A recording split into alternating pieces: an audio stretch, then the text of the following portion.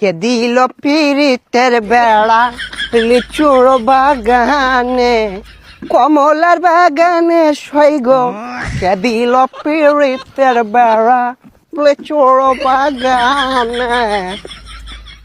এ ভাইছে কি অবস্থা, ভালো আছো ব্রাদার? ভাই আপনি তো পুরাই চেঞ্জ হয়ে গেছেন ভাই, কেমনে কি আগে তো খেত কামারে কাজ করতেন। আরে ভাই অতীত নিয়ে টান দেও কেন ভাইয়া? তুমি একটা চাকরির কথা বলছিলা, চাকরি করবে নাকি? সেনাবাহিনীতে ঢুকাই দিই তোমারে, উচ্চতা তো ভালোই আছে তোমার। ভাই আমি যে উষা আমার তো পুলিশে নেয় না, সেনামিতে ডুয়ে দিবেন কেমনে কি ভাই? আরে সমস্যা নাই, সেনাবাহিনী আমার কাছে ছোট ভাই।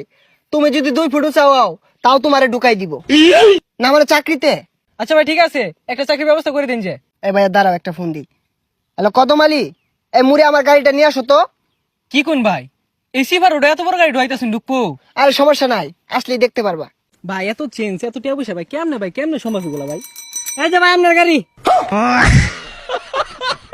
ভাই এই গাড়ি চালাতে পারবেন? আরে 12 মাস তো এগুলাই চালাই। এই সরো। দেখছস ভাইয়ের কি চেঞ্জ। এ ভাই এ ভাই উঠেন ভাই।